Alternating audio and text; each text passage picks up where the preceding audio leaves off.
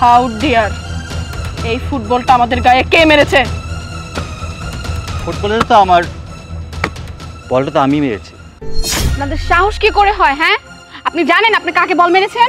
আহা ম্যাডাম, এত উত্তেজিত কেন হচ্ছেন? আমরা খেলতেছিলাম, হঠাৎ করে বলটা আপনাদের গায়ে লেগে গেছে, এই জন্য আমরা সরি বলতেছি। সরি। সরি? কিসের সরি? আমি খুব ভালো মতো বুঝতে পারছি বলটা আপনারা ইচ্ছে করেই মেরেছেন। আরে না না, ইচ্ছে করে মারবো কেন? আপনারা হচ্ছেন অবলা নারী, আর অবলা নারীদের গায়ে বল মারবো, এটা কি শোভা পায়? শোন, তোদের মুখে না এইসব কথা শোভা পায় না, আর তোদের দেখে মনে হচ্ছে তোরা ইচ্ছা করে আমাদের বল মারিস। এবারকার মতো ক্ষমা করে দিলাম, কিন্তু নেক্সট টাইম যদি আর এরকম ভুল হয়েছে না, আমার এই হাত তোদের দুটোর গালে উঠবে। আচ্ছা আপু, সরি, যান এবার যান।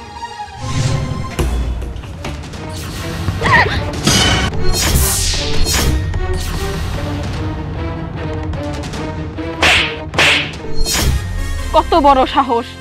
একবার বললি তোদের ভুল হয়ে গেছে, তোদেরকে আমি মাফ করে দিয়েছি, আবারও তোরা বল মেরেছিস? হ্যাঁ, বলটা আমি ইচ্ছে করে মেরেছি। আমি খুব ভালো করে জানতাম তোরা আগের বার ইচ্ছা করে মেরেছিস। কেন মারছিস? হ্যাঁ, আসলে তেমন কিছু না, আপনারা এত সুন্দর মেয়ে, আপনারা যাচ্ছিলেন নিজে থেকে কন্ট্রোল না করতে পেরে, ভাবলাম হাত দিয়ে তো আর স্পর্শ করতে পারবো না, তাই একটু বল দিয়ে স্পর্শ করে দেখলাম যে আপনারা কেমন। তো বড় সাহস! তোদের সাহসের তারিফ না করে আমি পারছি না। তোরা একটাবারও ভাবলি না তোরা কার সাথে অন্যায়টা করছিস? তোরা জানিস আমি কে? তোদের আইডিয়া আছে আমি তোদেরকে কি করতে পারি? শুনুন, এত ভাবনা আর কিছু নেই। কোন রাস্তার মেয়েকে স্পর্শ করলে কারো পারমিশন লাগে না, ভালো করে জানেন।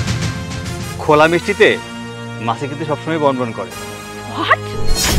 রাস্তার মেয়ে? রাস্তার মেয়ে মানে কি? আমি কেন রাস্তার মেয়ে হব? তোরা কিন্তু আমাকে চিনিস না। আমার বাবা চাইলে না তোদেরকে টুকরো টুকরো করে বানের জলে ভাসিয়ে দিতে পারে।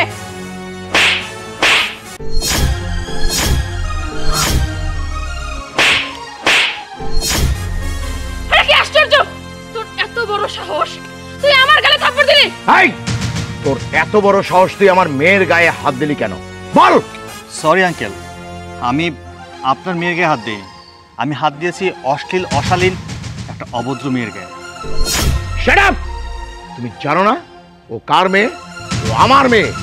এত বড় দুঃসাহস তোমরা কোথা থেকে পেলে?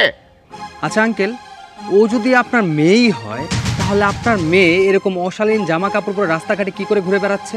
আপনার তো এলাকায় একটা সম্মান আছে, আপনি আমাদের সমাজে একটা গণ্যমান্য ব্যক্তি, সে তো আপনার কথাও চিন্তা করতেছে না। আরে স্টুপিড!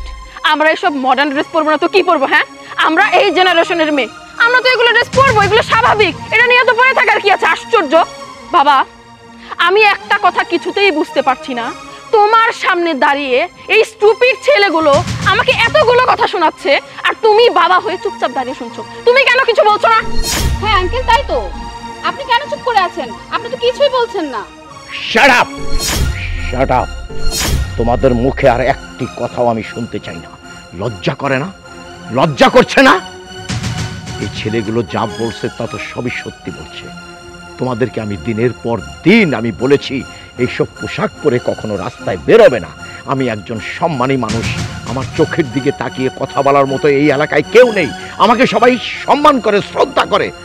তোমরা যদি এই পোশাকে রাস্তাঘাটে বের হও, তাহলে আমি সবার কাছে ছোট হয়ে যাই, আমার মাথা হেট হয়ে যায়। কতদিন তোমাকে বুঝিয়েছি, আজ কি হলো? শেষ পর্যন্ত এই ছেলেদের কাছে তোমরা অপমান হলে শুধু তোমরা নয়, আমিও কিন্তু অপমানিত হয়েছি। আজ আমি বাবা হয়ে বলতে বাধ্য হচ্ছি, তোমরা যে এরকম খোলামেলা ড্রেস পরে চলাফেরা করো, তোমাদের জন্য আমাদের এই সমাজটা নষ্ট হয়ে যাচ্ছে। তোমাদেরকে দেখে আরো 10টা মেয়ে এমন পোশাক পরছে। তোমাদের জন্য আমাদের এই দেশটা অধপতনে যাচ্ছে। দেখো পায়েল, এখনো শুধরে যাও, তা না হলে কিন্তু আমি ভুলে যাব যে তুমি আমার মেয়ে। ঠিক আছে বাবা, আজকের পর থেকে আমি এমন ভাবে চলবো না যাতে করে তোমার মান সম্মান চলে যায়। আমি শুধরে যাব। শুনুন ম্যাডাম, আমরা একেবারেই মূর্খ না, দুজনই পড়াশোনা জানা ছেলে। আমরা কোনটা ভালো কোনটা মন্দ অবশ্যই বুঝি। আপনি আমাদের এলাকার একজন সম্মানী লোকের মেয়ে, আমরা সরাসরি কিছু বলতে পারতেছিলাম না। আপনি এমনভাবে বেহায়াপনা করতেছেন, এমন পোশাক আশাক পরে আপনি এলাকায় ঘুরতেছেন, আমরা লজ্জায় মুখ দেখাতে পারছি না। আমাদের এলাকার মেয়েরা কি শিখবে? ওরা তো আমাদেরকে দেখেই শিখবে, তাই না? আপনি একজন সম্মানীয় লোকের মেয়ে হয়ে যদি রাস্তাঘাটে এভাবে বের হন, তো সাধারণ করে মেয়েরা কীভাবে বের হবে? ছি, আমরা আপনার কাছ থেকে এমনটা আশা করিনি। হ্যাঁ uncle, I am extremely sorry. আমি জানতাম যে উনি আপনারই মেয়ে। আপনাকে কিছু বলতে পারতেছিলাম না, কারণ আপনাকে যথেষ্ট সম্মান করি। আপনার সামনে কখনো মাথা উঁচু করে আমরা দাঁড়াই না। তা আপনার মেয়ে রাস্তাঘাটে চলাফেরা করে কি প্যান্ট গেঞ্জি আর এইসব কী পোশাক পরে, আমরা এরকমটা আশা করিনি আপনাদের কাছ থেকে। না না, মাপ চাচ্ছ কেন? তোমরা যা করেছো, আমার কাজটি তোমরা করেছো, তোমাদেরকে অনেক অনেক ধন্যবাদ।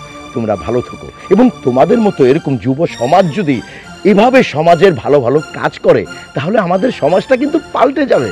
অনেক ধন্যবাদ তোমাদের। পায়েল, দাঁড়িয়ে কেন আছো? চলো। যাই হোক দোস্ত, অবশ্যই সেই বলটা দিয়ে কাজটা করা গেল। হ্যাঁ ঠিকই বলছিস, চল এবার আমাদের কাজ করি।